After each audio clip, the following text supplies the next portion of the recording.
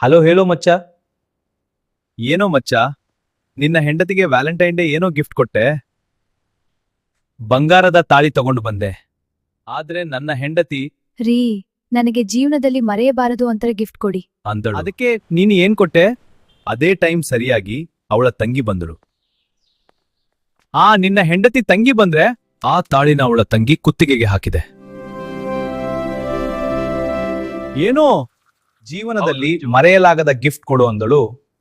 ಕೊಟ್ಟೆ. ಹಾಗಾದ್ರೆ ನಿನ್ನ ಹೆಂಡತಿ ನಿನ್ನ ಹೊಡೆದು ಮನೆಯಿಂದ ಆಚೆ ಹಾಕಿದಳ? ಏನು ಮಾತಾಡ್ತಿದ್ಯಾ? ಆಚೆ ಹಾಕೋದಾ? ನೋಡಿದವ್ರು ಏನಂತಾರೆ? ಹೆಂಡತಿ ಗಂಡನನ್ನು ಮನೆಯಿಂದ ಆಚೆ ಹಾಕಿದ್ದಾಳೆ ಅಂದ್ರೆ ಇವನು ಗಂಡಸ ಅಂತ ಅನ್ನಲ್ವಾ? ಇನ್ನೇನು ಮಾಡಿದಳು? ಏನ್ ಮಾಡ್ತಾಳೆ? ಅವಳು ಮಾಡೋಕೆ ಮುಂಚೆ ನಾನು ಹೋಗಿ. ನೀನು ಹೋಗಿ. ಬಾತ್ರೂಮ್ನಲ್ಲಿ ಡೋರ್ ಹಾಕೊಂಡೇ